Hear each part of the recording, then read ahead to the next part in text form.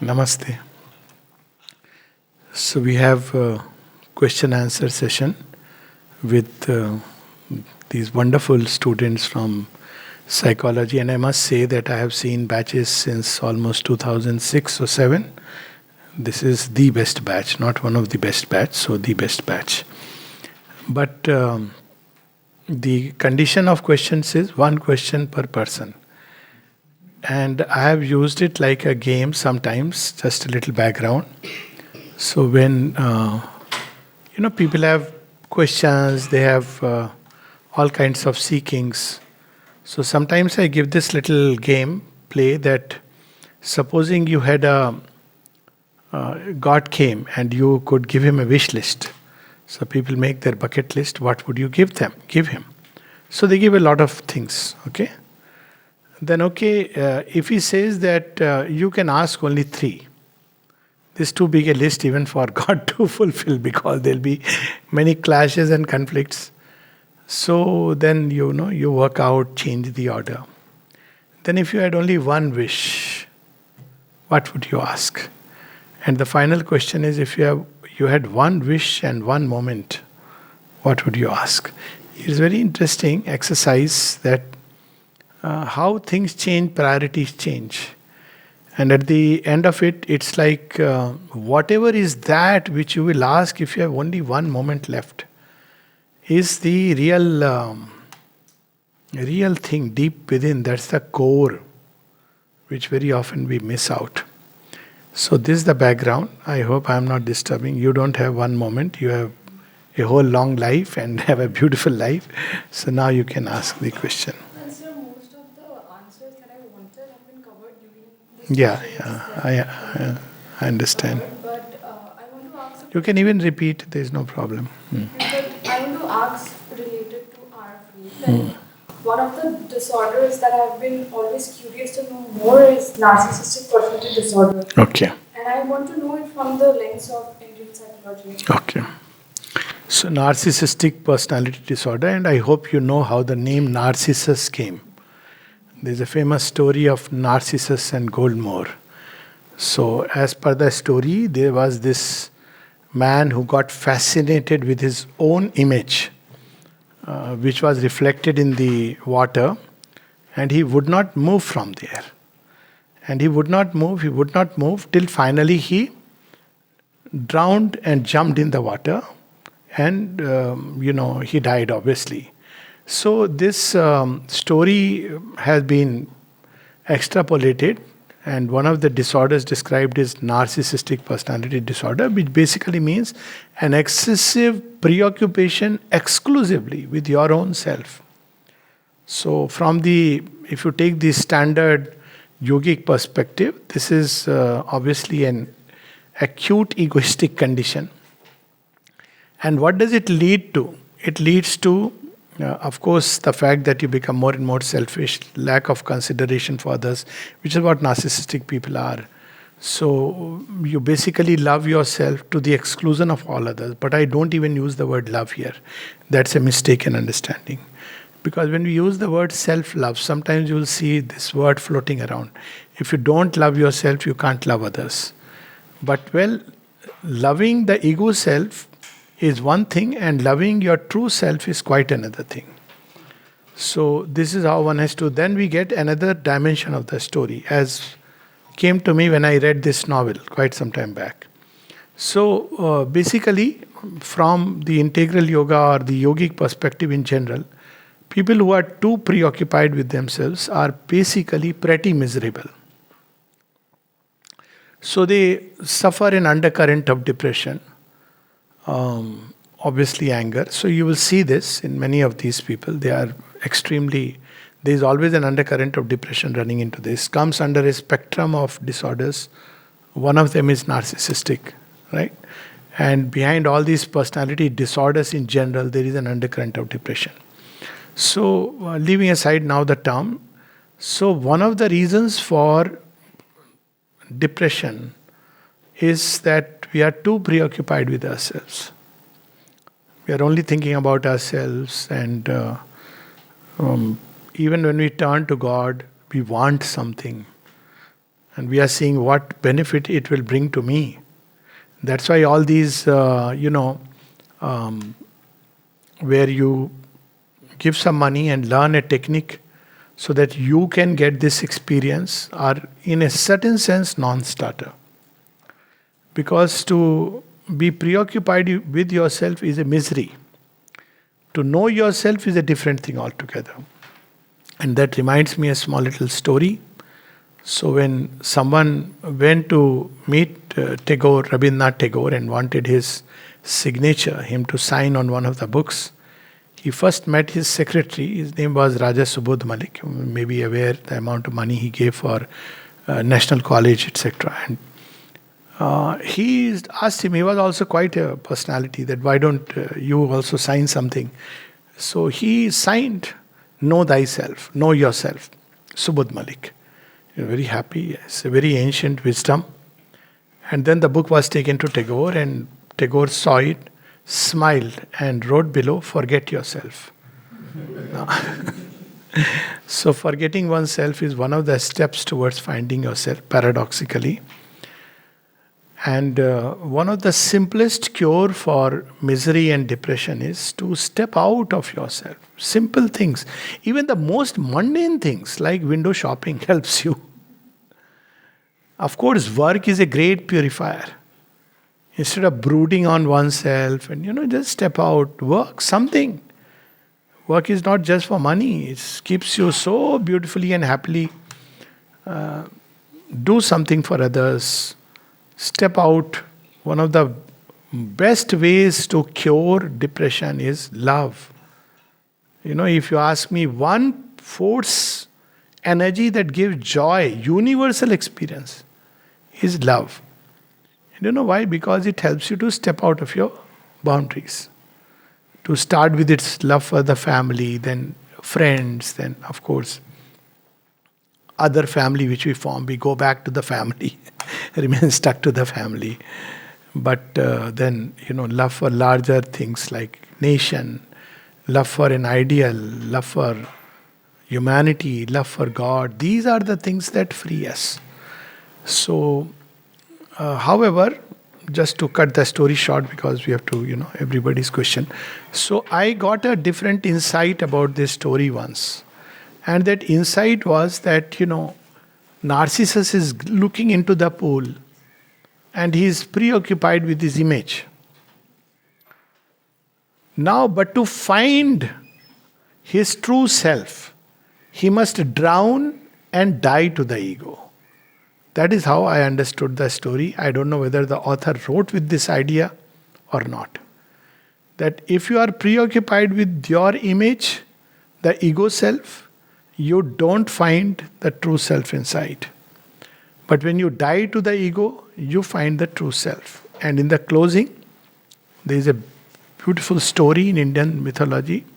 And all this would indicate that how far and deep Indian thought has gone. Unlike this superficial way of understanding, in a classical Western psychology. So, there are these two seekers, Virochan and Indra, and they want to know the self. So, they go to Brahmaji, please tell me about the self. So, he tells that, well, nothing, you look into my eyes, and what you see is yourself. So, both look into their eyes and find a reflection of their physical attributes, physical body. And they go back. Now, Virochan goes and declared that I have found the self. The self is the body. And he follows a line of growth where body and whatever is connected to the body is the self. So that is what is called in Indian thought as De Atma Bodh. And that is the hallmark of Asura. So you see, narcissistic, antisocial, of course these words are misleading, but they all fall in the same spectrum. Whereas Indra goes and he says, but self is supposed to be stable. My body is changing. Every body is changing. How can it be the self? So he goes back. And he goes back. And he goes back. Several times he goes back. Finally he discovered the true self, which is unchanging, stable, behind all the mutable changes of creation. So all Narcissus may be advised die to yourself. One way is listen to Goldmore and learn to love. If not, jump and die to the ego, then you will discover what you are seeking. Okay? Yeah. So it's often said that you are where you are meant to be as an individual, and also when I have come in contact with Aurobindo's writings, it says that the world is preparing itself for a greater world. So can we take things and can we say it or put the whole blame on that, thinking it is where it is, Very, you are where you are? very good. So, it is said that you are where you are meant to be. Obviously, one thing is certain, that as a matter of fact, it is true. It is the same thing like when people are asked that whatever happens in the world, because it's implied within, is the best that happens. We often say. So, but if we take this to its logical conclusion, then we would end up, horrors happen in this world, and we may find ourselves in states, like the Nazi concentration camp. So, where we meant to be now, all that we can say is that we are where we are meant to be due to a whole totality of things that have happened. And that totality of things can be analyzed as, one's own actions and various kinds of cosmic forces which are acting, much like when Einstein and his friend were going, and Einstein's head struck a branch which was bending down, and he suddenly stopped. And his friend said, "What happened to you? Why have you stopped? Are you hurt?" He said, "No."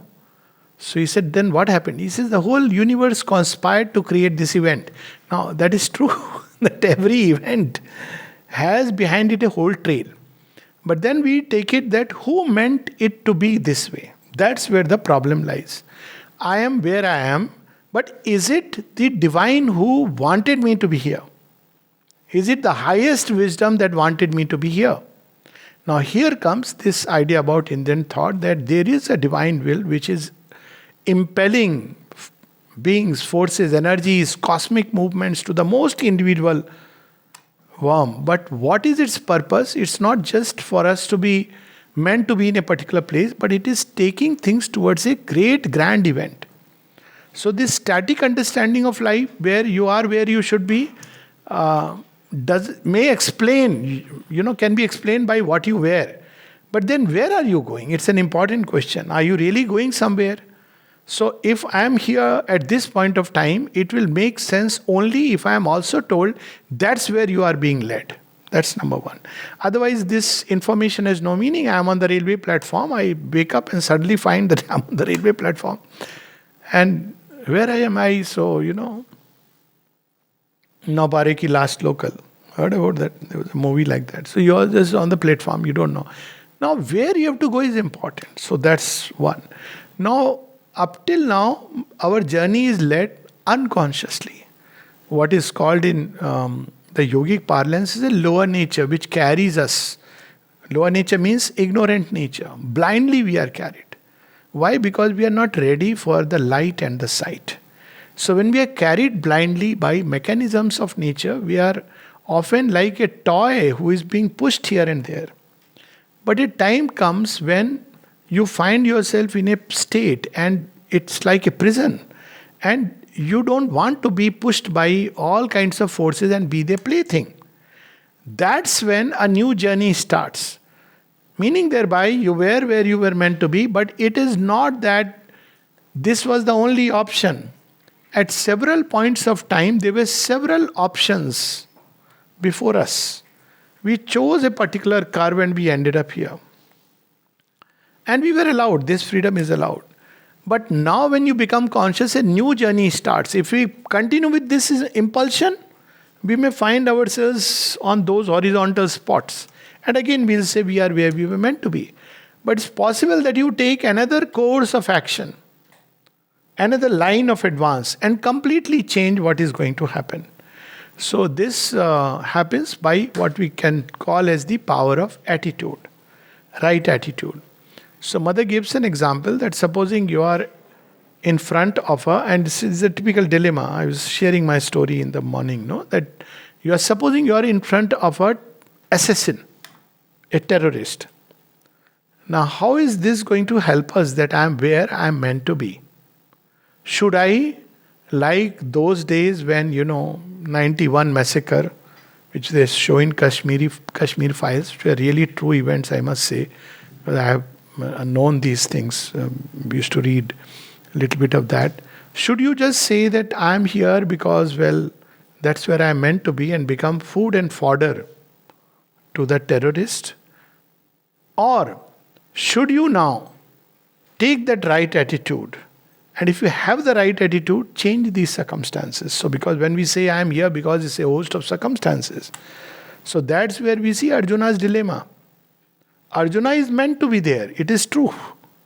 But he can make a choice of withdrawing from that place. He can make a choice of succumbing. He can make a choice of fighting half-heartedly. He can make a choice of fighting like a Kshatriya. Or he can make a choice of submitting completely to the divine will. So what we need to understand in this world, there is originally one will, one power, one knowledge, which is divine will. But there are several little wills which are operating in this world, which keep on distorting it and deflecting it. So the end result is a chaos. This chaos is used by this deeper wisdom to still impel our journey forward. But it is not necessary for the journey to be impelled forward through pain, suffering, and disorder. So that's why the significance of conscious choices. Because one way of looking at it is that I am a helpless victim, I am here because that's how I am meant to be. As you rightly said, that then okay, I have nothing to do. The other is that whatever be the reason why I am here is a fact. Where do I go from here? That's where we grow in consciousness, we make choices. So, there are two things. Are we going to be helpless before circumstances and simply accept it? Or we take charge of circumstances by taking charge of our own life. So, from the spiritual perspective, you have been given a certain degree of freedom and choices through which we move. Now, question about absolute freedom is a different story altogether. But even within ignorance, you have a number of choices. Still, even in ignorance. Agreed, there is no absolute freedom, but even in ignorance. And finally, I'll close with this example. Savitri ends up choosing Satyavan, who is to die. Now, she is where she is meant to be. But why she was meant to be there? She was meant to be there so that she can conquer death and establish a very highest ideal of love. Lord Rama finds himself in Dandakaranya for no fault of his. He is meant to be. Yes, but why? So that he can fulfill his mission of Bhubhar Haran. See how it operates. Sita is in Ashok Vatika.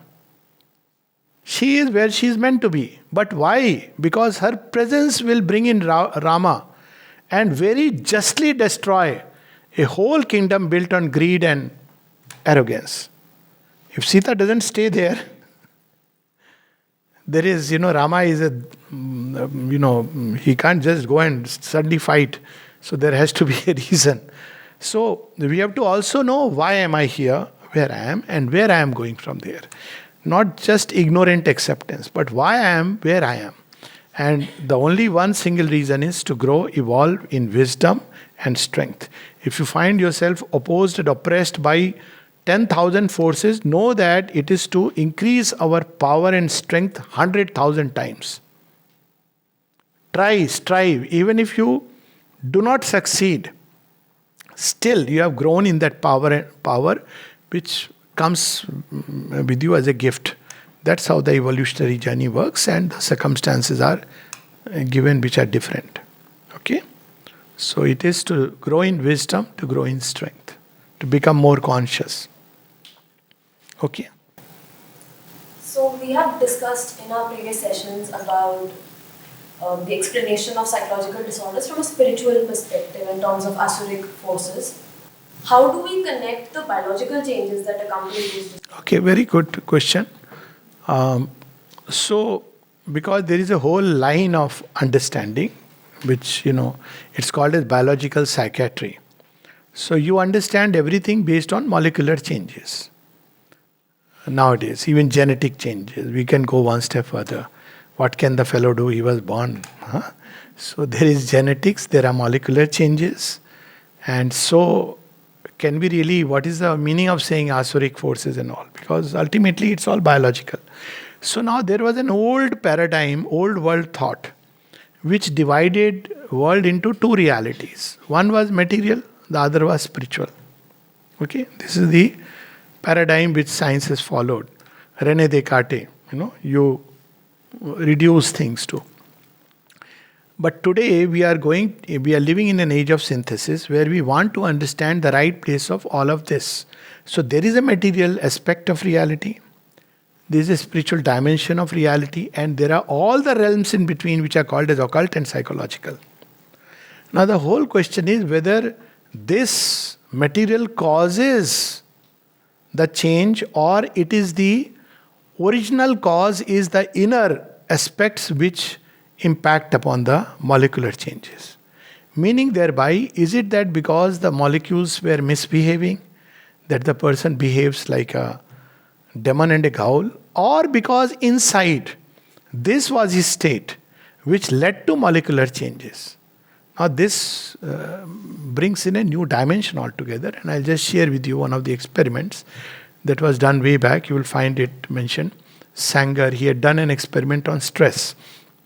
So what he did was, he took two groups of people. One were in, several other experiments of this kind have been done, but I'm just quoting one of them. He took them in, one was put in a room where a horror movie was being shown. Not a good experiment, okay, but anyways. The other was put in a room where a comedy was shown. And both were injected the same amount of minuscule doses of adrenaline. You can't do it today. But, they were administered very small dosage. So what does adrenaline do? It makes your heart beat fast. And your pulse rate goes up, your blood pressure goes up. In ordinary circumstances, when this happens, you get fear, anxiety, heart is beating fast. Now, after this whole thing was over, they took their experiences. Those who were experiencing horror felt several times over horrified. But those who were watching a comedy felt several times over happy. So, was it the material thing, or was it primarily the psychological state, the priming? So that's how placebo effect works. That's how, people have been even study why placebo effect is still, in the realm of, possible. But actual studies where people were given immunosuppressant. One of them is methotrexate. So it suppresses your immune system. It's given in things like rheumatoid arthritis and certain autoimmune disorder, because too much immunity is also bad. In corona, both led to problems. One was the hyperimmune response, which caused lung inflammation. So when these two groups were, one was given actual immunosuppressant, and the other group was given that time saccharin. Now, of course, we don't use it. And both were told that you are being given immunosuppressant. Okay, and the group obviously didn't meet each other. They didn't know what is being administered. Double-blind study. And even in the group which was given saccharin, actually the immune system came down.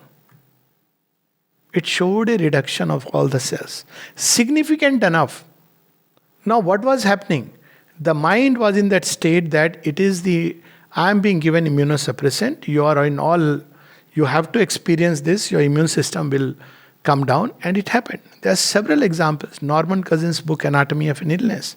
Even the recent, this understanding can change the way we perceive the world. So when Sri Aurobindo was asked about flu, once a wave of influenza. By the way, flu is something which keeps coming. Every 10, 20 years, you keep having new strains. So there was a flu epidemic at that point of time also.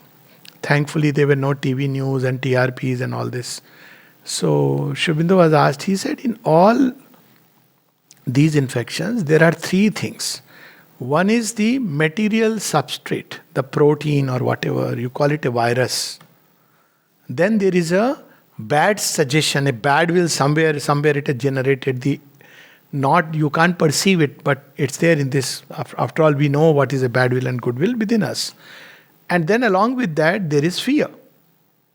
So it is through this material medium within the body molecules, fear and bad will is being injected. So there is a double contagion. Okay? So what I'm trying to say is, in short, that molecular changes are there. But whether the molecular changes were primary and caused the disorder, or there was already a psychological process developing which led to the molecular changes, and there are a lot of studies. I don't want to turn it into a proper psychiatry lecture.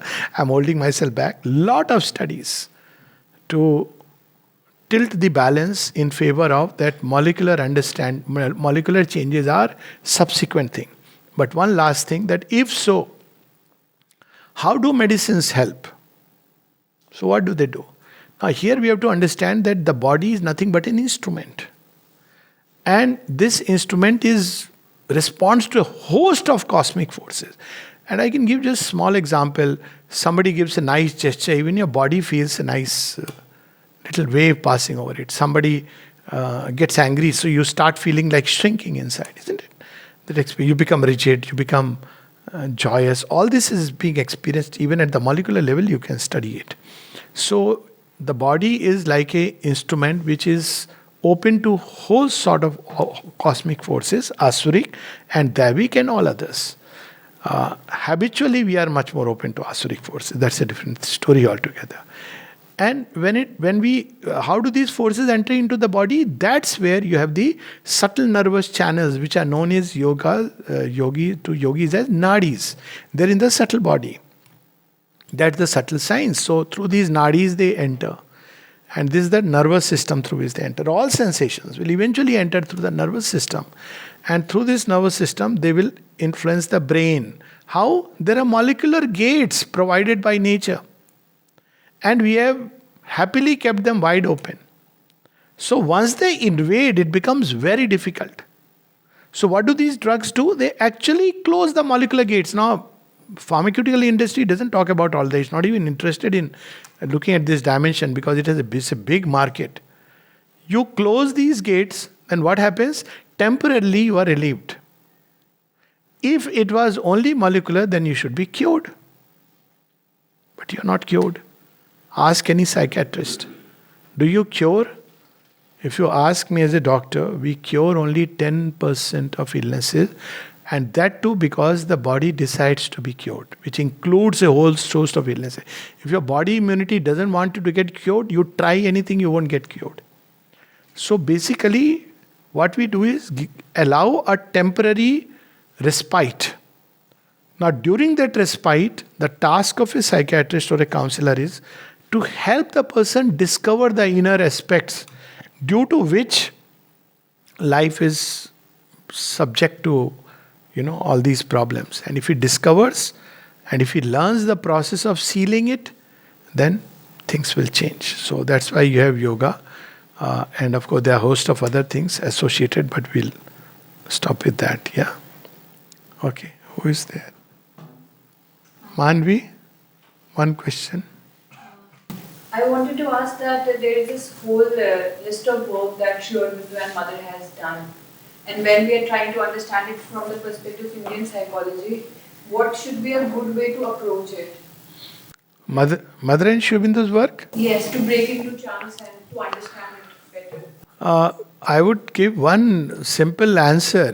Read Sri Aurobindo directly. You will understand Indian psychology better after reading Sri Aurobindo and the Mother. And this I am saying from direct experience. I have read a host of Western psychology. I am qualified in that actually.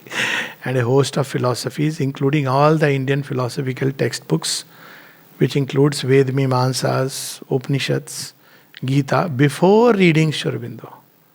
And frankly, they made sense, but not the sense that I was looking for. Ramayana and Mahabharata were wonderful. It's after reading Sri Aurobindo, then a completely new understanding came. Why? Because Indian psychology is not born of rational thought. It's born of spiritual experience. Spiritual experience belongs to a different category. So you have these different domains of experiencing things. There is the physical, that we know. Then there is the vital. We experience things through the vital, even when the body is not experiencing. Many things, ambition, love, desire, all of these are experiences and energy forms as vibrations in the vital. Likes, dislikes, many such things. Then there is the intellectual domain where there is thought, analysis, as you said, breaking into chunks, recombining, analyzing, rationalizing, etc. These processes belong to the mind and it is valid in its own domain. But then there is spiritual, where there is a direct understanding, revelation, inspiration, intuition, insight. So the only way to understand Indian psychology, and that's the way the Upanishad rishis have followed, is to grow in the spiritual consciousness, then get back and read it. It will carry a new meaning. So when you read the Gita as from the purely intellectual perspective, I have read books, articles. I don't want to name well-known psychiatrists. He said it is about student-teacher relationship. So Krishna is a teacher and Arjuna is a student. And then that's okay, fair enough. But then the divine teacher is reduced to a human teacher who is using psychological processes to ultimately pop up Arjuna and make him fight. The whole thing is missed. Or the WhatsApp Gyan of the Gita that, jo hua acha hua, jo hoga acha hoga, jo ho raha acha hai. Bina kisi desire ke kaam karo. So, but it's logical. That's how people understand. But the Gita is completely missed if you don't bring in the grand vision of Sri Krishna on the Kurukshetra. It is very difficult for people to understand that without that one chapter 11, it is the key to the Gita.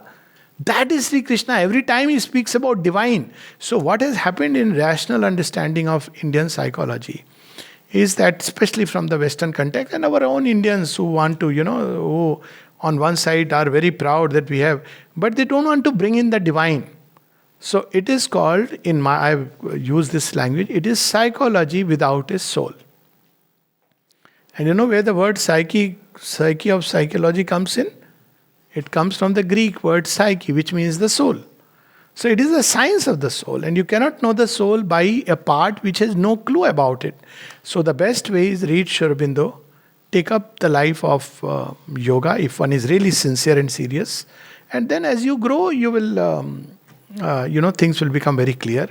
One of the simplest ways to enter into the world of Indian psychology through a book of Sri Aurobindo is Essays on the Gita. It's a kind of compendium of psychology, if you want one book. But other than Sri Aurobindo, if you ask me, I have told this to MD student, they ask, sir, is of psychology, where did you read it? So I tell them, throw away all other books, read the Mahabharata, you will understand psychology much better. And I mean it. There is everything, all personality types, psychosis, neuroscience, which is so limited after you read it. But read letters on yoga of Sri Aurobindo. That's another very beautiful place. Read the mother, her conversations. You will understand all about human psychology in the simplest and best possible way. But always know that reading always carries a limitation unless you put it into practice. So just like any other textbook of psychology, put into practice the little you read and you will develop new insights into Indian psychology. But truncated Indian psychology where you discuss everything, I have yet to attend a conference. Now, of course, for quite some years I have stopped attending, where you have a talk on something like the divine and giving yourself to the divine. No, it's not allowed. No. If at all you have something close, as they talk about planes of consciousness, even supramental, there will be a conference and seminar on supermind. While we are being undermined by the mind, we are talking about the supermind. So let's bring in what we are missing in life and in studies. Lastly, there is a very interesting story I have told several times, so I won't repeat. Narada and Sanat Suja Kumar. But the story ends with this note that there is a description of Brahman. There are many descriptions. One of them is very interesting. By knowing which all else can be known. Seek that truth. Seek that reality. Let people laugh at you. So much the better for you and so much the worse for them. Seek it. What is it, divine soul? ये नहीं समझ आता है. So let's take up only meditation and mindfulness and heartfulness. No. Seek the divine. If we don't know the highest, then all our understanding will be flawed. Doesn't matter how much time it takes. It's not a 3-year course where a degree is given, now you have found the divine certified. I am Gurudev and I am Swami so and so. Look at one beautiful thing about Sri Aurobindo. He never put anything before his name as a prefix. Sri is also not a honorific, it is his full name is Sri Aurobindo. You won't even find people use the name Mahayogi, Maharishi, Sri Aurobindo. All his books just Sri Aurobindo. It doesn't matter. So be a knower through realization. Make it real. Indian psychology is about that. Okay? So these are of course short answers. Any of you who wants longer answers, most welcome to write. Who is next? Where is? Yes. Sir, in life we make a lot of promises to ourselves and goals, however big or small. But when time comes to practice them, to make effort towards it, we fell short somewhere. We don't make efforts. And mostly it's conscious. So where do we lack? Where do we make effort? There is a great quality when we make a goal. I am not now talking about promises, that whether making promises is a sensible thing or not. Generally it is not. Because promises you make in ignorance, you grow, you outgrow. That's why Shri Krishna in the entire thing made one promise. What was the promise he made? He said, Sarva Dharman, Man Mana Bhav Mad Bhakta, Madhyaji Manamaskuru. Then he says, Sarva Dharman Parityajya, Mamekam Sharanam Raja, Aham Tva Sarva Papebhyo Mokshishami Masucha. No other promise that nobody will die in your family, I'll save everybody. So we make promises, definitely. So rather, yes, what is true is goals. That is true. Now, what we lack generally, there is a word, a quality which is very important to cultivate, and that is sincerity. And sometimes goals shift. We quickly, change goals. But it's good to, when you set a goal, even if you meet with obstacles, it's a very good practice to keep on striving towards it. If nothing else, perseverance will develop. So this is something which has to be practiced. And the reason why we do not do it is, one is insincerity, second is of course laziness. That's one of the biggest problems. And strangely intelligent people are often more lazy because they believe that they can get things. They will end up doing things, which is so true. But whatever goal, and one simple practice is leave aside the big goals or the small goals. Whatever you are doing, do it with tanmayata. It may be reading a passage. So I was today only listening something very interesting. Some people, read Savitri and just send. So one Savitri reading, again good with dil se, lekin jaldbaji hai thodi. And the other one, that reading was so beautiful because that child was, flowing with it, Those few minutes were ethereal. It may be anything, sweeping the floor. It may be, arranging your cupboard. Do it with tanmayata, that total concentration. It's difficult, especially for people who live in the mind. For me, it was difficult. Still, to an extent, physical things don't come so easily. But whenever I have done it, I have felt a great joy. And it is a very good practice. If you get into the habit of doing it, then whatever you are doing, whatever goals you keep. That's why people often say, teach us a method of concentration. So the first thing is develop the capacity of concentration. Otherwise, one won't be able to concentrate. And concentration, there is a very beautiful word in Hindi called ekagrata. To become one. So if you are, dancing, dance as if only God is around. If you are singing, what people will say, not say, how they will judge you, forget everything. Sing for the joy of singing. If you are speaking, you are listening, you are cleaning the floor. Anything. If you are conversing with someone, if you are studying a book, during that moment, you should become completely with the book. So practice this concentration in all activities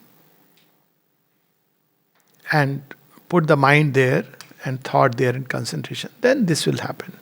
So goals, then whatever goal one chooses, one automatically transfers that capacity onto the goal. To practice perseverance, concentration, focus in everything. Okay? Yes, next. और कोई नहीं है बीच में? हाँ, okay, ठीक है, हाँ. भैया जैसे हम रोज की अपनी जो रोजमर्रा की जिंदगी है जीते हैं, रोज एक दिन को देखते हैं आते हुए, तो वो जो एक उमंग होती है, जो जेस्ट होता है लाइफ के अंदर, कभी कभी वो आ जाता है, आप हवा के साथ झूम रही हैं, बट जब वो नहीं आता है, वह कैसे हम रोज उस दिन को एक जेस्ट के साथ अपने पोटेंशियल को एक्चुअलाइज करके जिए ताकि हम सर्विस ऑफ द डिवाइन में वैसे जिए. सच बात है. इसके दो उत्तर हैं. Okay, there are two answers.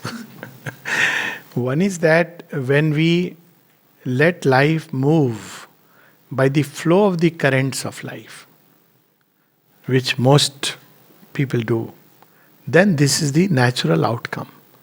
Because the flow of life and its currents will never be the same. So one day it will be very nice, another day it will be, and we are at its mercy, so we experience it. So first thing is to learn to step back from the currents of life and say that now how to do it? Currents of life, higher than the currents of life is the mind. So the mind should be able to say, no, I consciously choose to be happy. Instead of being driven, I wake up in the morning and today I have this, it's bringing unhappiness, wave of unhappiness. No, I choose to be happy. This comes by learning to step back and making your conscious choices and imposing upon life. This is one of the practices of yoga actually. Before we discover the soul, the mind should be able to modify the responses. Otherwise, there are habitual responses. Okay, this is one. And second thing is a very practical thing. Start your day with gratitude. It's a wonderful way to open the inner doors. Whatever may be happening, you have been given a day to progress, to take one step towards your dreams, one step towards your ideal. Start with gratitude. If you have gratitude in the heart, I can tell you assuredly you will always be happy. Gratitude comes most readily with faith. Now, faith is a gift. You can't say start your day with faith. Because you have it or you don't have it. But gratitude you can consciously have. Why gratitude? 100 reasons. Simplest is you have another day to do things. To take the challenge of life. To change something which you wanted to change and couldn't change yesterday. You made a reaction which was not you had a reaction which was not the right response. Start your day with gratitude. Then you will see 100 reasons why we should be grateful. From the fact that it's another day given to us, to the fact that there is sunshine, then everything, if there is rain, there is joy. If there are clouds, there is joy. And if there is heat, there is joy. Why? Because everything brings this sense of gratitude. To cultivate this sense of gratitude, one of the simplest ways is, if you have a garden nearby, walk into the garden. If you don't have some flowering plants. If you don't have a flowering plant or even a pet, any plant, go near the plant and look at its, sometimes they give this first bud of flower, kopal, kya kehte hain English mein? See, my English is that first outbreak of life in a flower. That's how Savitri describes it. So, like the first outbreak of life in a plant. So you will see, have you noticed how plants in the morning, first little leaf is coming up, the new leaf. Look at it. And suddenly it carries within it some magic. All nature's energy and the sun and the divine presence has suddenly created this little tiny little thing, which is so beautiful. And when you look at these little touches of nature, the dewdrops, you will feel your heart is filled with gratitude. Gratitude will open the heart to joy. Love is, of course, love, faith are powerful things. But love is a rarity and wonder yet in human hearts. So I don't want to use the word to profane. I do believe what Shelley said. That's more often profaned. And faith is a gift of grace. If it is there, nurture it. It's a blessing. But gratitude is something we all can experience consciously. Yes. Hare, don't last. Okay. So, sir, so certain institutions, like how I see the a system of arranged marriages and like how I've seen around myself, I feel that it's been generations after generations, and it's been bringing a lot of suffering and pain to everyone involved and lifelong lasting. So really, how to go about it and why do they keep going on? About institutions, first of all, I must tell you, all institutions which were built by the mind, old world, are breaking down. They will break, including schools, including colleges, including the way we work. All of them are going to break because the mind doesn't know how to organize life, but it has done. They had their purpose. So this is not to say they didn't have a purpose. They had their purpose in the old world order and they are going to break as a new psychology is emerging, a greater self. So the institutions of the future, before I come to marriage as an institution, the institution of the future will have to allow for a great degree of freedom and plasticity and wideness, otherwise they won't last. Because suddenly, see, before this largely, especially in Indian context, society actually by and large everywhere in some way or the other, even in a rational society. So it was the social society which decided what an individual should be. But now because of the supramental influx, because of the emergence of the psychic in the forefront, it has gone through a lakh years of evolution journey. So the psychic being is now wanting to come out, at least in a reasonable number of individuals. So there is a stress not only on the ego individuality of the Western type, but the need for space, to freedom to make choices. And any institution which doesn't allow it will collapse very badly. Time has destroyed it. God has destroyed it. You can't revive it. If you try to revive, it will be like Daksh Prajapati's head stitched backward. So the fellow doesn't know whether he is moving forward or backward. Marriage is one of those institutions which has outlived its purpose. It had its purpose in a society where you needed to create a kind of order. So, khute se bandh diya, sorry to say. This was the language. I always found it so absurd. लड़की बड़ी हो गई है, खूंटे से बांध दो. How horrible it is. It's okay, you'll go through experiences of life, but eventually marriage should be an act of love and not a legal document. Okay, not a thing, social compulsion. So in times to come, marriage as a legal framework will go away. The legal framework is necessary only for inheritance. But a time will come when you won't inherit property. Maybe 100 years, 50 years down the line. Take it in writing. So in that case, I'm not talking of, government will take away your land, and that's not the Chinese socialistic system. But a time will come. We are approaching that time. Even children will reject. There are these children nowadays, they say, we don't care about what we inherit from you. We want to do it in our own way. It doesn't matter. It may be, and there is a joy in that, that you build things together. Okay? So, marriage is dated, it is broken. That's why you see more and more people live in. One advantage is that, if they don't get well together, they can separate amicably. every divorce case that I know of, and I know quite a few, where people have gone into divorce and they keep asking me, Bhaiya, aap kya kare? So I said, why did you enter into this big ulchan? So I say, unless you want to get legally remarried, don't get into this. It's a terrible thing. Mess.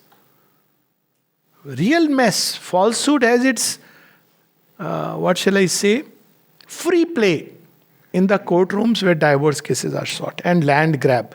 These are the two areas you will see. You have a land, go to the court. You will end up 30 years trying to prove that this is your land and somebody has grabbed it. The niyam will be jiska patta, not they don't say jiski lati uski bhais. Jiska patta, uski land.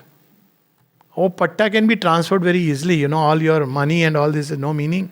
Your papers. So land is one area, and second is divorce. The calumny, the false things, and God save those who go to courts for divorce. If you cannot separate amicably, then just start your life. It's okay. Nobody can force you or compel you to stay. See, that is the loophole. So, you have a right to discover. You will make mistakes. But who has ever learnt in life without making mistakes? And what is the use of learning after making mistakes and then saying, I'll stay on with the mistake? That's a double folly. Now, I'm not saying you will ever find happiness within the human frame. You won't. But having gone through that, you'll be much better equipped to turn these emotions toward the divine than if you drag on and give it nice names. I'm doing my duty. Wonderful names we have used. So, you don't have to worry about how to navigate. Time spirit has broken it. And whatever is left, another, it's very slow process, couple of decades. 70, the mother said, the old family system is going to get dissolved. She spoke of that. Because it had its purpose, but it has become a constraint. In a certain sense, even Sri Krishna dissolved all this idea of kul, tribe. He spoke about a larger unit. So, don't have to. But what is important is when old order breaks, there are two possibilities. One is you gravitate toward the animal kind. That also is happening. No marriage, therefore, we live together in just for biological needs and all kinds of things. Sexual partners. I've heard words like, what is it called? Workplace spouse.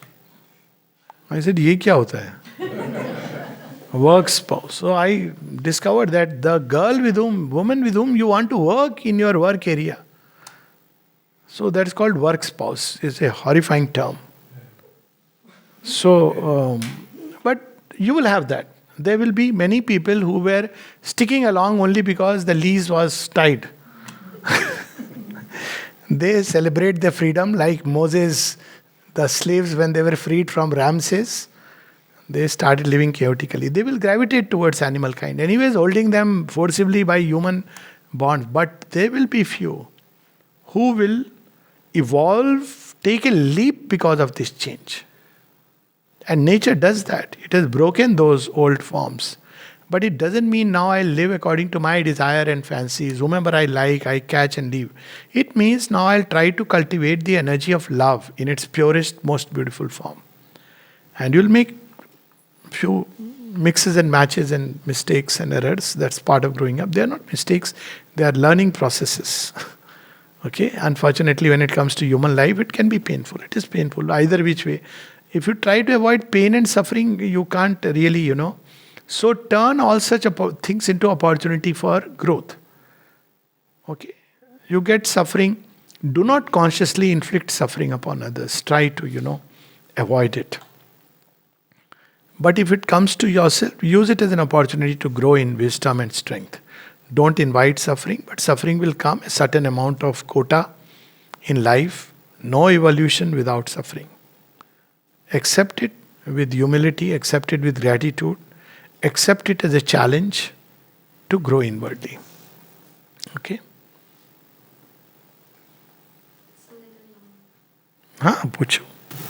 We say say that rituals and a strict aesthetic way of life is not needed for spiritual advancement. As if one is actually spiritually advanced, he wouldn't need those rituals and he wouldn't naturally be distracted by the world. But until one has grown spiritually to an extent, until one has gained that much of control over senses and ego and everything, wouldn't he be confused if he doesn't set some kind of rules or some discipline in his life? Maybe he wouldn't be able to know that what he's doing is driven by some higher goal or it is just to please the senses. So, doesn't those rituals or some kind of discipline or anything, if taken up seriously and not superficially, doesn't it help? And if it does, how, what is the correct way to approach it and not superficially? Okay, good question. So you see, it's not that you have to break rituals, become an iconoclast, break the idols because it's Bhut Parasti. It doesn't mean that. First, we must understand it is a stage. That part is clear. As you have rightly said, it's a stage. Don't take it as a final truth. If you take it as a final truth, then there is a problem. Then problems are if you have not done the fasting for the Navdurgas, then you don't believe in the Divine Mother. That should not be there. We should understand that Durga Puja is inside, and when you worship her inside, tie her with your threads of devotion and faith, you will never ever think of casting her away. Also, when you have discovered her inside, when you really see her manifestation outside, even in the form of a Vigraha, you will bow down, but not as an act of ritual, but as an act of recognition and love. Okay? Though it may look like a ritual. So, this is the second part. Third is ritual vis-a-vis spiritual. We must understand that there are several lines through which human beings move towards the spiritual evolution. Religion is only one of them. And when we speak about rituals, we normally speak about religion. Of course, everything has its ritual. Science has its ritual. You want to understand? See, when people go to operate, do surgery, there is a whole ritual that, you have to, I can tell you firsthand. So first time going for surgery, we are very excited. We'll do some practice. So we are just quickly washing the hands. No, immediately you want to wash and you are taught by the sister there. Put your hands like this. Why? Because the water must drain like this. You want to clean the body part, sorry. Yeah. So you clean up that portion. So you want to clean. No. You start cleaning from the center to the periphery. It applies even to utensils. Absolutely. Mother taught this in the dining room. How to clean a vessel. So ritual is simply an act which, as you rightly said, organizes life better. Is the right way of doing things. So to that extent, it's okay. But one should not be tied to the ritual so that new things, when they come up, you should have space and, flexibility for that. That's the second part. Now I come to religion. Rituals belong to an initial stage of approach towards the divine. And that's why if you see Tantra Puja, where maximum rituals come from Tantra, you have that 3 levels at which you have the worship. One is the physical, the actual idol, and you have the ritual. Second is Manas Puja. Heard about it? Manas Puja is where that's why you may break all the idols, but how do you break here? Chhabi is here. So some people take the extreme step of breaking even that and only talk about impersonal. They miss the point. So anyways, that's a different, discussion altogether. So idols are concrete way of connecting. Then there is the inner representation of what the idol represents. So you have the idol of Krishna, so beautiful. And now you have this idea that Krishna is nothing but a miracle doer. So what has happened? You have superimposed upon the vastness of Sri Krishna the littleness of our mind. Okay.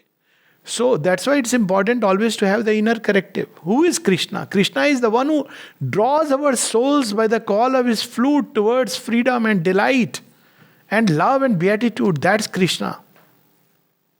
So now when you apply this in life, wherever there is the, uplifting of love, I'll rather ask this question.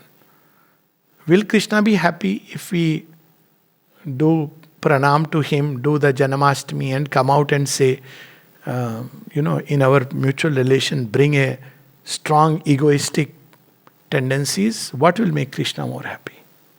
Now, in Indian thought, it is understood. See what happened in Islam.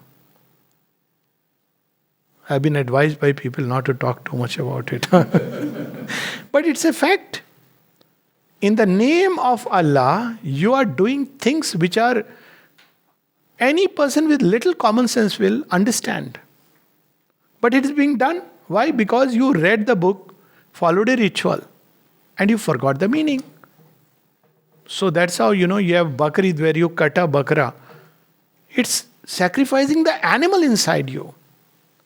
Similarly, you have in India also bhaisa, the buffalo.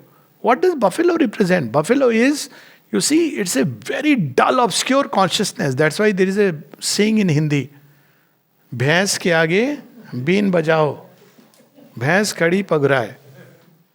It doesn't respond. Have you experienced stopping a vehicle and doing on? Buffalo doesn't. That's why Mahisasur. Dull, obscure, dark consciousness. You have to slay it at the altar of spiritual effort. So, now see the problem where ritual becomes predominant and primary. But as I said, religion is still only one approach. How does science approach the divine? Science approaches the divine by seeking for truth. True science, not pseudoscience.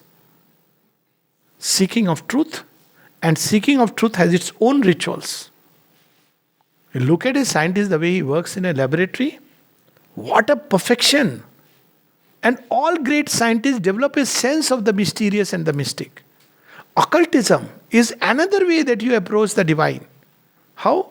Thoughts and feelings have an effect upon myself and others. So you start approaching, that's the elementary occult. And of course, through the doors of spiritual experience and realization.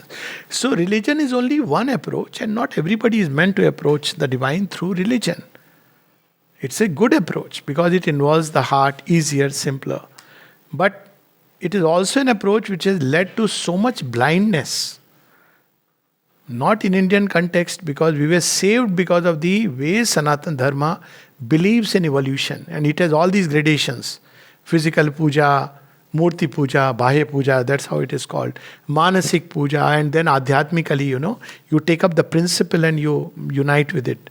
But wherever religious rituals were not combined with this inner knowledge or evolution, look at the chaos it has created. Slaying, inquisitions in the name of Christ who said, forgive them, for they know not what they are doing. So, it's okay if people want to follow ritual, nothing wrong with that. One thing is clear that nobody should try that kind of, what was done that, no, ritual should be banned. Nothing should be banned. Allow this. Banning should be only where things are harmful for others. Your way of life, it is injurious to others, it's dangerous. You smoke, finish your lungs, your choice. You smoke in somebody else's presence and hurt his lungs, punishable offense. Talking of civilization. Okay. Similarly, if your ritual is okay, you worship in your room, do whatever you want to do. But if you disturb people's sleep in the morning or block a road, it is certainly no civil society will allow it. So this is where we must understand rituals are individual. Each one has his own ritual. Like you see here at the ashram, some bow at the samadhi, some stand like this, some do pranam, some just stand very nicely on that little pillar. Have you seen people? And they're just looking at the samadhi. Some pick up a little flower somewhere, manage to hide it in the pocket and offer it. It's okay. Individual rituals are there, each one with their own. But it should not be something which should be enforced. The moment you enforce, it becomes a farcical thing. Then after some time, people are bound to forget its real sense. They will take this as the real thing, and that's where the danger lies.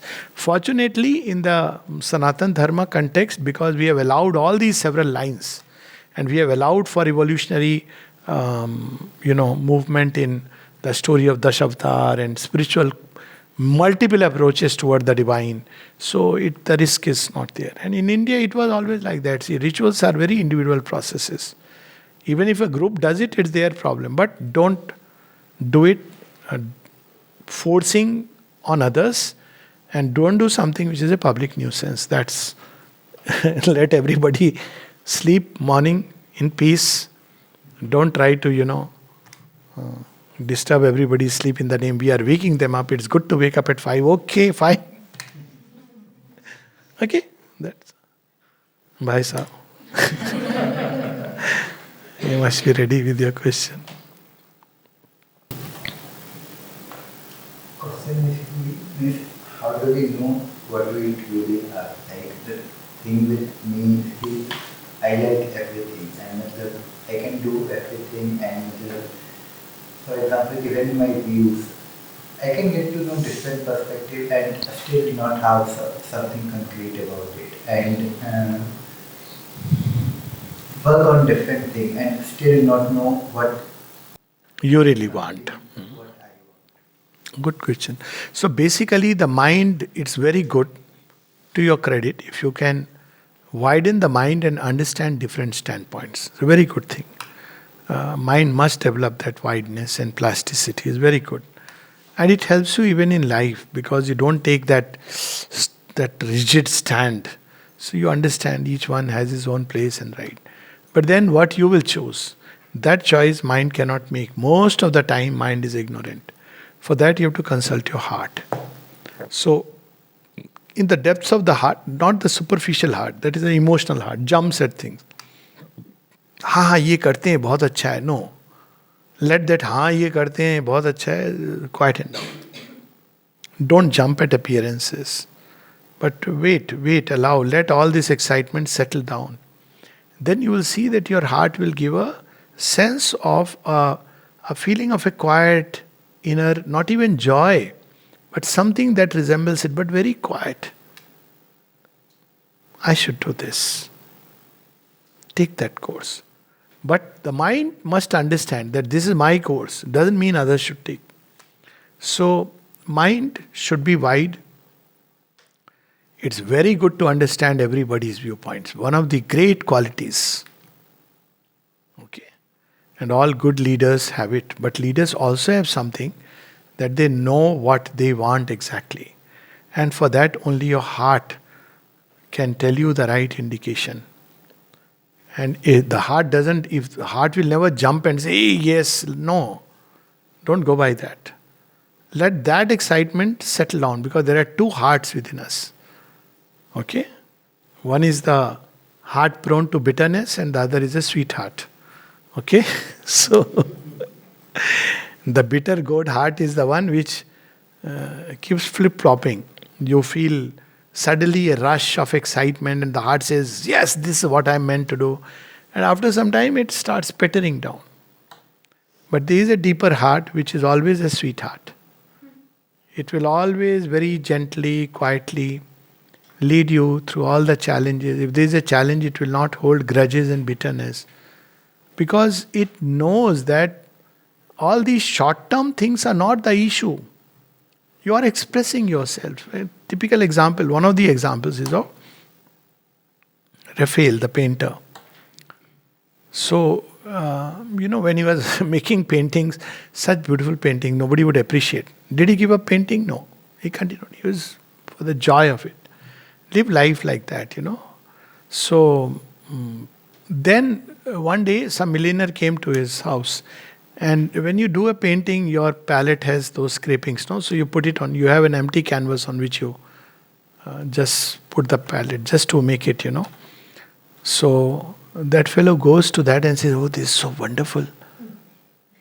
I'll pay $1 million for it. Now this fellow was in poverty. I didn't have a heart to say, but this is my palette scrapings. He was ready to pay.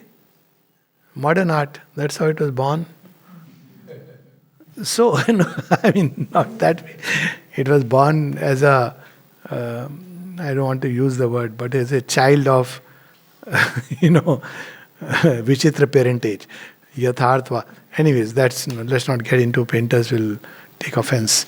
But the point is that you pursue something which your deepest heart. But if you allow success and failure, ambition, money to come in, it's a virus that will never let you take the correct decision. They are viruses. So, if you do this, will you get enough money? Well, we don't know. You may or you may not get. It's okay. And not that you should do something where you don't want, but money may come, it may not come. But you will have the joy of having lived a life which is true and sincere to yourself. So don't allow the virus of desire and its company, ambition, and others to the success, greed. I know people who are not living their life and they are very unhappy, but they are outwardly successful. So follow this deepest self. It requires tremendous courage sometimes. And it's not about the job you do. It's about what expresses you best. By job and expressing your best, I mean you take joy, you get joy in serving others, and you want to tend the sick, let's say for example. Now you can tend the sick in a number of ways. You don't necessarily have to have an MBBS, MD degree. But becoming a doctor is a different matter altogether. So feel inside, deep within, what is the evolutionary angst in you. Take that as an indication. Follow it, doesn't matter. That's what is the Gita says. Swadharmo, the seat of Swadharma is here. Swadharmo nidhanam shreya, paradharmo bhayavaha. Okay, so thank you so much. And of course, तुम्हारा तो बाद में ले लेंगे. So of course, for all of you, you will write any time because it's a short capsules. Okay.